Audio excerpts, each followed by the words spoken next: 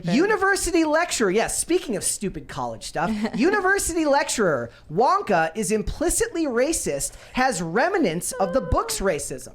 Misha Lohman, a lecturer at New York State's Binghamton University, says that Wonka has racist remnants of the novel's past, and she complains that the main black character takes a back seat to the protagonist. Wow, it's almost like a supporting character takes a back seat to the protagonist because they're not the protagonist. But this is the rabbit hole you go down here when you induce any type of, whether it's race Marxism, cultural Marxism, into these things. There's an endless amount of things that you can bitch about. Oh, exactly. If all you're looking at is how things differ, who has the most screen time. What is that? The USC Annenberg Inclusion Initiative will write down the exact amount of time a character spends on screen and then compare it to other ones. And it'll be like, this character, dash, or and then in brackets, white. This character, black. This character. And their gender, too. Yes, yeah. So, and then, of course, it's very easy to spot problems where there are none,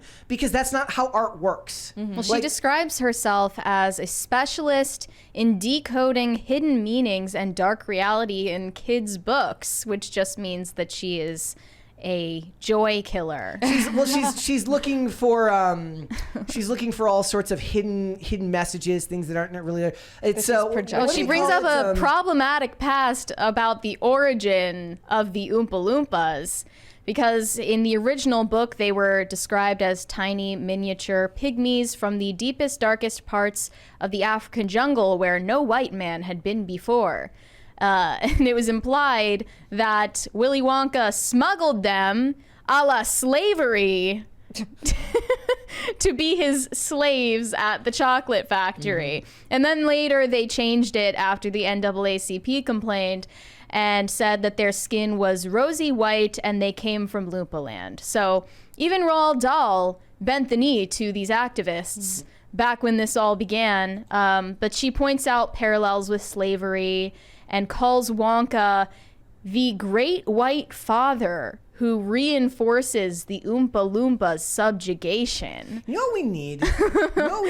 What? We need CRT or Marxist dentists to come in here and have something to say about Wonka and chocolate and be like, well, it affects the teeth of black children more than it affects the teeth of white children, so therefore Wonka is racist. They're also really mad that Donald Glover didn't play Wonka instead of Timothée Chalamet, because she says at least that would have begun to force a rewrite of the original novel's racist narrative. See, but that's the thing. She's admitting, she's saying the quiet part out loud, right? That what they really want is to shift the culture. They don't care about about taking the story honestly and actually trying to do it justice. All they want to do is shift the culture for the sake of not even real wrongs, perceived wrongs, written by somebody who is making claims that, if we're being completely honest, probably say a lot more about her. Well, this lady is white. And by the way, that doesn't surprise me at all. It bears mentioning that this woman is white and she is hired full time to complain about white people and racism. And is suggesting that they rewrite history.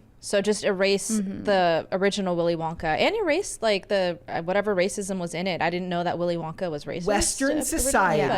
Western society will be destroyed at the feet of liberal white women. It will. The awfuls.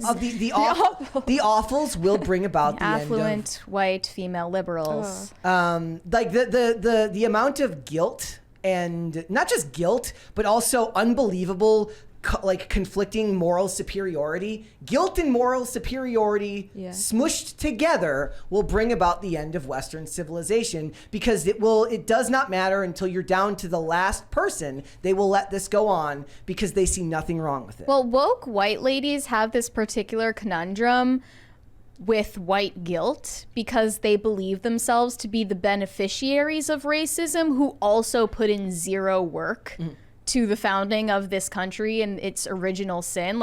At least the white males put in work to build this country, and they perceive that the white women just rested on their laurels. So now they have twice as many reparations to pay. And she also noted that she found similar problems in Dr. Seuss, books like Peter Pan and Mary Poppins that perpetuated racism as well.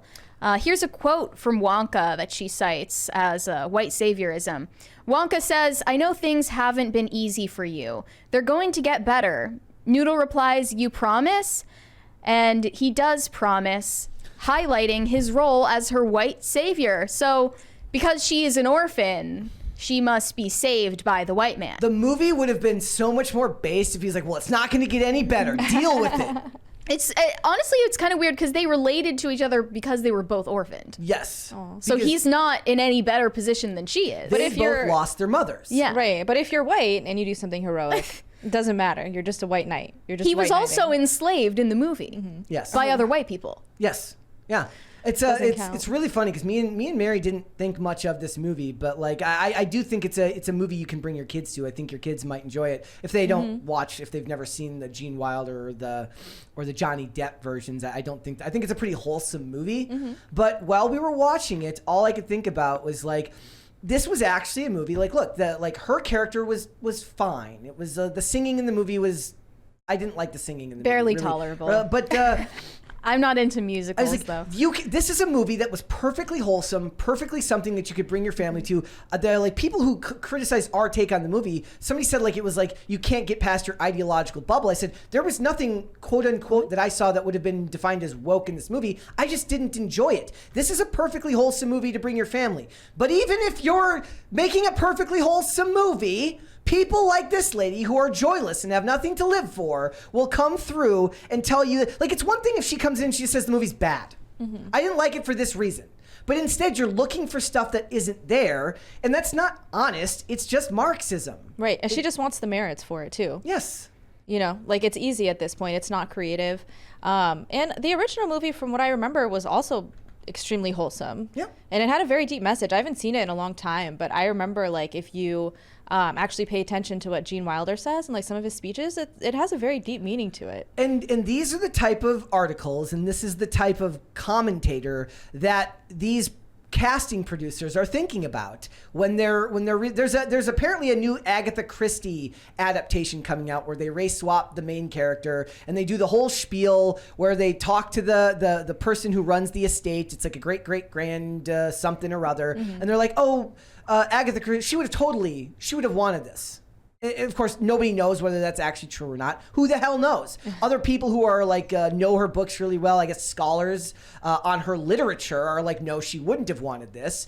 But then you have this endless argument back and forth. Well, the person who wants to swap things is doing so. The studio's doing it because they want the points, right? They want the brownie points for doing so. The person who's allowing it to happen, who runs the estate, wants the money.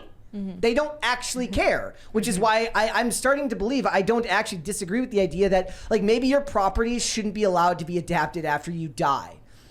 Only if you're smart enough to request that specifically. Yeah. I definitely know that Tolkien wouldn't have wanted what happened to Lord of the Rings with Amazon. But it's so easy for the people to be like, oh, I remember. He would have loved this. It's like, he might not have even liked the Hobbit movies. Yeah. I bet he wouldn't have liked that. Yep. There's a $20 super chat here from Gordon Shumway. He says, it's actually a fact that more than 30% of the world's chocolate is picked by slaves. I just recently found that out. I saw a video of a professor doing a discussion with college students about it. I guess that does mean that Willy Wonka is he's a racist white savior. So we're going to get like the Wonka 12 Years a Slave. We'll get that movie next. About the Oompa Loompas? Yes. Yeah. I don't even see Wonka chocolate in stores ever. Like rarely ever do I see a Wonka chocolate bar. Need a golden ticket now. Need to get some golden tickets. Wait, it was a real chocolate bar that you could buy in stores? Yes. It wasn't just a movie prop? Yeah. Yeah. It was. Okay. Thanks for watching. Listen to full episodes of Pop Culture Crisis on Spotify. Keep up with us on social media and make sure you subscribe and ring that bell so you never miss the show. Bye, guys.